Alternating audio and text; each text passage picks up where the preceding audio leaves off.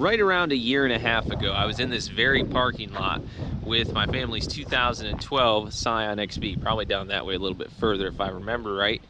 And 2012 Sizzling Crimson Red had about 120,000 miles on it. Had that car for 6 years, and I believe it was around 117,000 miles to be exact. Literally the best car that my family's ever had. And after having that car, taking my road test in it, just having so many memories in that car, the Scion XB just has a permanent place in my heart just for the rest of my life. I love these cars. They are great, dependable, and just fun to drive cars. They're not by any means the fastest car you can buy, but they handle really well. They're very solid and dependable. And that's exactly why I went out and I bought this 2011 RS series. This is number 1010 of 2000.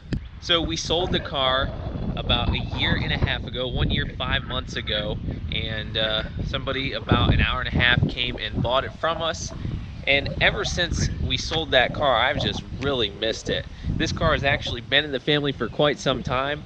I just haven't had the chance to film it with work and everything that's going on. And matching the car today with this blue shirt, didn't even intend to do that. It was almost like there was a void in the family after the Scion XB left, Rosie, what we named it. And that car was just the multitask vehicle, the daily driver, the grocery getter, the work vehicle, the just pile everything in it and trip, vacation, everything. That car was just there for everything. And this car right here is a year older, has a little bit less miles, and it's been fantastic in the time that I've had it. I bought this car in October of 2019, so we're coming up on 8 months now with the car. And what do you expect? I mean, it's been absolutely perfect, just like the one that we had before this one, Rosie. And the color on this one is the Voodoo Blue because it is an RS series. And for any of you Scion freaks or nerds, if you want to refer to Scion people as that, you'll notice that the RS series does have the Ken style body kit. So we've got the back bumper here, we've got the side drawing a blank here, side body trim there, side skirts, that's it. And up front, this should be a different bumper up here, but it's not. And I did find out the car was in a minor accident up front, and it doesn't affect the way it drove. It wasn't serious damage, just something minor. It wasn't even reported on the auto check history, so it's not anything substantial to worry about. And I think that it was probably something over on this side, just because this headlight is new, and the one over here is a little bit oxidized. I do plan to replace that. But the car drives absolutely fantastic, and we're going to give you a little bit of a tour of it today. This is number 1010 of 2000. And funny story behind this car. I actually bought this from Apple Valley Toyota, which is actually like less than a mile away from here, literally, to the side of these houses there. And bought this car from Apple Valley. So I have been filming off and on at Apple Valley Toyota, Chevy Toyota for going on 6 years now, since like 2014-ish. And around 2015, I went there to film one day, and I noticed that they had a certified pre-owned Scion XB release series 2011 Voodoo Blue. The video I took of that car never managed to make it on the channel, but I did find a clip of it on an old computer, and when I pulled that video up, this is the same exact car. So I just bought this car last fall, and 5 years ago I had filmed it with about 25,000 less miles at the dealership that, I mean, I have so many videos from Apple Valley on my channel. You guys know if you follow me regularly. So I thought that was just so cool that I was able to buy a car that I'd filmed years before and actually own that car now. And I didn't even realize I'd be buying it, but that's a little bit of a story behind the car. And actually, after buying it, I drove it around daily for probably around 3-4 months, and just recently gave it to my mom. So primarily this is my mother's car. I do drive it occasionally just to clean it up or wash it like I did today, detail it, change the oil for her, stuff like that. But still got the e-car guy tag on the back, as you can see there. And this is serving as just like a daily driver, grocery getter type vehicle right now. So stepping inside the vehicle, it's got a black cloth interior. These are very practical, just basic, simple interiors that just really hold up well. They don't tend to break or wear down easily. And on the odometer right now, we've got about 77,000 miles, so still very young. Looking at the seat's holding up well. There's a little bit of a crease right there, but as far as tears or rips or anything, the interior is in pretty good shape. And also matching the exterior is the blue pattern in the center of the seats. Nice little touch. It's nothing too fancy, but it gets the job done. And also the same material inserted in the doors. You've got your perforated plastic there. Power windows, locks, and mirrors. Right over here, your power mirror controls. The never fraying Scion steering wheel. That these wheels are just so durable, they just don't fray from what I've seen at all. I've never seen one of these cars with a frayed steering wheel.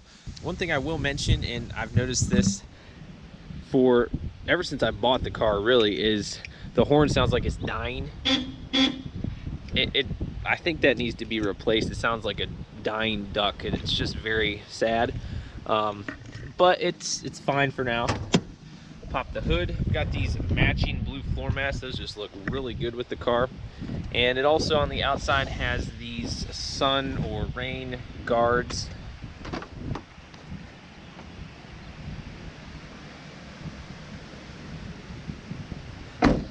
Tires on this one are Yokohama. These are the ones the dealer had put on, and they're 205 55 R16s.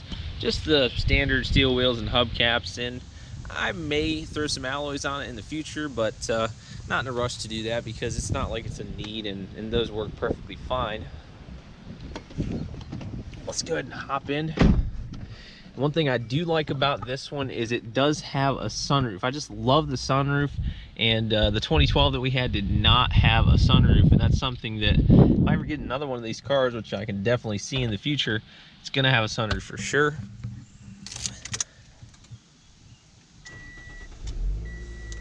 Starts right up every time, never not started, and it's just a super reliable car. You guys know how these cars are. Sitting at 77,416 miles right now. Go ahead and put these windows up because it is a little bit windy right now. But this one, like I said, is number 1010 of 2000. That does light up blue when you turn the lights on. Got your blinkers over here, exterior lighting controls also, push for high beams, pull to flash the high beams. Audio controls right there. And just kind of plain, nothing over here. It's got the brushed chrome just like our 2012 had. And it's Toyota, so heat works excellent. The vents are open. And also the AC is just ice cold, and it's not blowing right down. Oh yeah, woo, that's cold. Gonna turn that down. But yeah, the AC in this car works fantastic, as it should. 77,000 miles, unless it's a GM vehicle, then it'll break down at like 40. But anyway, our 2012 that had just shy of 120K, AC was just as cold in that as it is in this. So don't see any problem with that going out anytime in the near future. It does have a, this is what we call, kids, this is a CD player. If you have ever seen one of these before, these are kind of extinct in newer cars, some of them. There are a few manufacturers that still throw CD players in their cars. This Pioneer unit, it's good quality. It's got a good sound, and the speakers are, you know, clear. It's not like a Bose or a Harman Kardon or anything like that, but the face and design of this is a little bit different than our 2012. They updated the head unit, I believe, in 2012, and this style is okay. I prefer the style that was in the 12 models. Inside here, you'll notice this is one area of the car I did not clean out. You got USB, and we've got an aux jack in there. Now, one thing I don't like is this one doesn't have Bluetooth. The 2012 that we had Bluetooth, and that is something that I really miss in this car. It does not have that, so that's something to complain about, if you want to say that. Got your hazard flashers there in the center. 4-speed automatic transmission, and this is a very, very, very dated transmission and engine, the 2.4 liter 4-cylinder, but the engine and transmission of this car will never die if you take care of it. This is just a solid drivetrain, and now Toyota and different manufacturers coming out with turbo engines and CVT transmissions. Yes, this is dated, going 75 on the highway. My RPMs are between 2,500 and 3,000, but I would take this transmission over a CVT because it's going to last easily 2-3 times as long without any problems, I would say. Just ask Scotty Kilmer.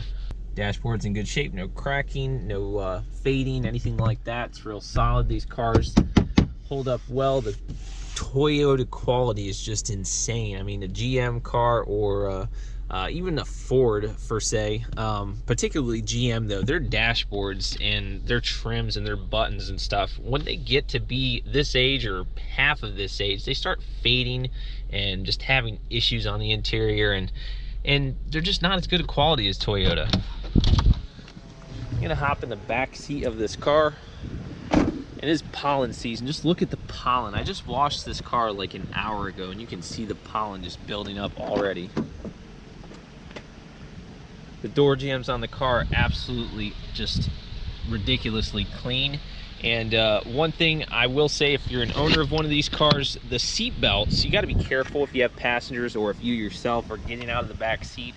One thing I noticed over time, I think there's one on that side in this car, but on our 2012, there was a dent that had happened from, I don't know if it was who exactly it was from, but from the seat belt. If you're not careful, if the seat belt, say, gets twisted like that, and this is very rare, but and you get out and you don't realize it, you can shut the door in the event that belt is there and the door won't shut, but it'll result in a dent right there. So you got to be careful about that. Just a heads up for any XB owners or future XB owners. And the legroom in the back of this compact car is full size. Like, it is just crawling with legroom back here. This seat's all the way back, and you can see I've got probably about 4 inches or so, maybe 5, not quite 5, but right around probably 4 inches. Foot room is good. The seats do curve up in the back here, so I'm not struggling there for knee or leg room. And then also, just look at the headroom. This is like a refrigerator in here. This is so spacious. These cars are just, the headroom is ridiculous, even with the sunroof. Got some blue washer fluid matching my shirt, the mats, and the car. And more of that matching pattern that goes along with the seats. And the pattern of the seats in our 2012 and the doors was just a plain black and gray. I really like the RS blue matching the exterior. It just really is a nice combo. And I really do like the Ken style body kit. Just really adds a whole different look to the XB. Really need to find a Ken style front bumper if possible. They're pretty much impossible to find. I've looked everywhere nationwide and cannot find one. If you know where I can find one, please comment below and tell me. Got a Plano box back here. I believe this has just got some cleaning supplies and stuff in there for just work. And no, this is not a result of panic shopping. This is always had cleaning supplies in my vehicles due to part-time janitorial work that I do, so I'm not one of those people that ran out and just cleaned the Lysol and Clorox off of the shelves. I'm a guy that goes in there to buy 1 bottle of something every week and a half or 2 weeks, and when I go, now I can't get it. But look at these door jambs. This is a 9-year-old car, and of course this is here in West Virginia. This is a southern car, so it shouldn't have any rust. But right here is what I'm talking about, that little ding right there. And it's funny that this car has one because, like I said, our 12 had one over on the other side, and it is clearly from, you can see the seatbelt probably just got left there and it probably got shut and just dinged it there. But it's not a big deal. It's not even really that noticeable. If I didn't point it out, you wouldn't have seen it probably. This seat right here is actually up, and you can see that I have more room. It's back. I think it's back all the way, but it's just the reclining position is forward. So these headrests do remove, and the cargo space in these cars is, you guys know from seeing Rosie on the channel that the cargo space is absolutely insane. And go ahead and fold this one down as well. I'm going to throw that back as long as we're here. And the driver's seat's keeping that one from going up, but just plenty of cargo space. That box there is taking up a bunch in the back, but you can really fit a lot in here without stressing. If you have to haul really long objects, one thing I've noticed is you can, and I've done this before, you can take this passenger side headrest off, and you can actually set the camera down, slide the seat forward, recline, and look at how much, look at that right there. That's just a great amount of cargo space. In the event that you have to haul something long, you could easily haul, you know, some 2x4s or whatever in here if you need to throw that kind of stuff in here. For a compact car, this thing is very versatile, and it's just a great multitasker. And if you are looking for a daily driver, these cars are really just absolute hidden gems. You can get them out there for, I mean, if you hunt around, get one with just shy of 100,000 for probably in the $4,000 to $8,000 range. You can get, they're getting a little bit harder to find, but you can get some with 20, 30,000 miles for upwards of 10,000. Save you a fortune from buying a new car, and they're just absolutely reliable, probably more reliable than a lot of new cars you can buy on the market today.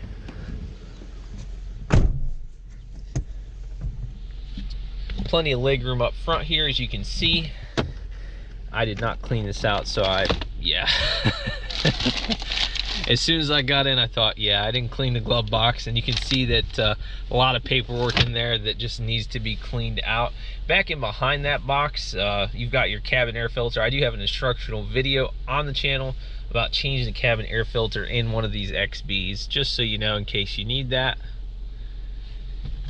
And for any XB owners out there, if you have any questions, leaf blowing in, about how to do things, general maintenance on these cars, just let me know, because I've done so much routine maintenance, not specifically with this one, but with the 2012, and they're pretty much the same exact car, same drivetrain. So if you guys have any questions, just let me know. You'll also notice that up front, if you're an owner of one of these, you're gonna get paint chips. It's pretty unavoidable. This one is pretty minimal. The bumper's in good shape. There are a few paint chips here on the hood, but it's so flat faced that you almost just can't avoid it unless you get like a bra for it or something. And even then, you got another one up here. So it's gonna happen. Plus, Toyota paint quality is not the greatest from what I've experienced. Underneath here, it's a little bit dusty. I didn't clean under here today when I washed the rest of the car, but it's still in pretty good shape. The aluminum cover there is in great shape as well. It's not rusted like some of these up north do.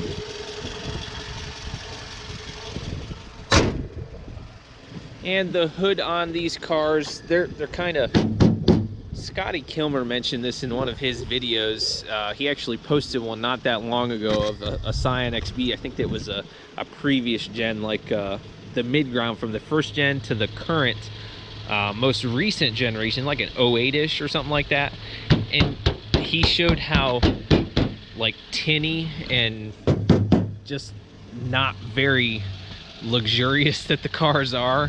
And I'm not trying to pick on them, just stating the obvious that the car is indestructible, but it's not a luxury car by any means. The ride is not very comfortable per se, unless you're coming from like a truck from the 1950s. But if you go from, say, a BMW, Mercedes, I just posted a review of my dad's Impala, coming from that car to this, ride quality is just absolutely miles down. It's just not a comfortable car for, say, long trips. It's not horrible, but it's not the most comfortable vehicle you're going to be able to buy. So just keep that in mind if you're looking for one of these. But it's not unbearable. It's a great, reliable car. The reliability, the low maintenance, and just the overall just value that you get with it, it's worth putting up with the slight uncomfort. I'm actually going to take you guys for a ride. Highway is not my favorite place to drive this car, so I'm gonna actually try to take you guys out in the country a little bit, show you how it handles the back roads. That is definitely this car's strong suit. Now under the hood, we've got the 2.4 liter, 4-cylinder Camry drivetrain, like I mentioned, giving you 158 horsepower and I believe it is 162 pound-feet of torque. And this drivetrain throughout the years, I believe 2012, 13, 14, maybe 15, got a bunch of rewards from different car viewing companies, like JD Power rated it. I think it was most dependable compact hauler of one of those years. Consumer Reports rated the XB most reliable car out of all cars you can buy in the market for 2014. So yeah, I mean, that definitely speaks for the car's reliability, and it just shows you it's a great value. And it's got a couple other rewards out there. I'm not sure exactly who from, but it's got rewards out there. And I will go ahead and do some research to freshen up my memory. It's not fresh on my mind, but I'll try to throw the awards it's received in the description below. Wind noise on the car, probably like a, I'd say probably like a 5 if I had to rate it. If I had to give it the Eli score, I'm not going to really get into doing that, but that is probably about a 5, I would say. And going into these corners here is definitely the car's strong suit. You'll notice that you can take these corners going 40, 45 miles an hour, and those are not super severe, but they're not light corners by any means. They're pretty medium corners, and the car just takes them with ease. It's actually kind of fun to drive the car on country roads like this because it does handle so well. And I'm going 50 right now taking these corners, and it's just hugging the road nicely. It really does not complain at all around the corners.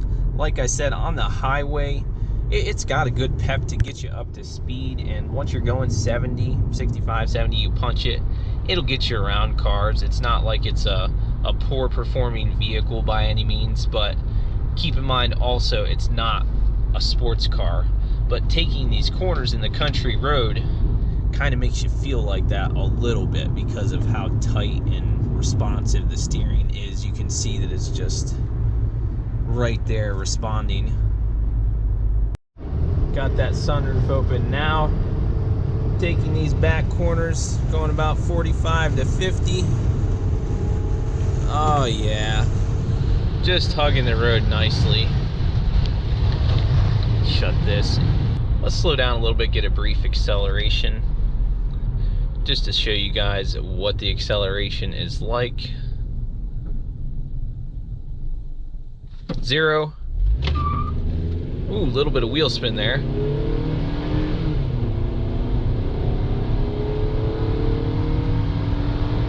60. And that wasn't full spool. It was about probably 3/4 of the way down on the throttle. And a little bit of a wheel chirp there. I didn't even floor it. I just, like I said, 3/4, and the wheels did chirp there. So it's got enough power, especially off the line around town. It's got a nice punch it's not going to be like a Prius. I mean, it's not boring by any means, so it's going to keep you entertained while you're driving it for sure. So there you go, guys. I hope you enjoyed this video. Here's a little bit messed up now, driving those back roads going 40, 50, 60 miles an hour with the sunroof and windows open. But this car really, it still puts a smile on my face. That drivetrain, the XB, driving in the country on the curves and the back roads, and just the way that it handles, it's not the fastest car in the world by any means at all. There are plenty of cars out there that are faster, but it makes me smile. I'm sure it'll put a smile on your face if you buy one, and I'm sure you'll enjoy driving it. If you already have one, you probably know what I'm talking about. So I hope you guys enjoyed also getting to see the newest addition to the family, even though it's not really a new vehicle in my family. It's been here for about 7 going on 8 months. But be sure to comment, let me know your thoughts on XBs, this video, anything you want to tell me. Just comment in the comment section below, and I'll definitely reply to you guys. And rate the video before you go. Subscribe today if you haven't already, and I will see you guys on the next one.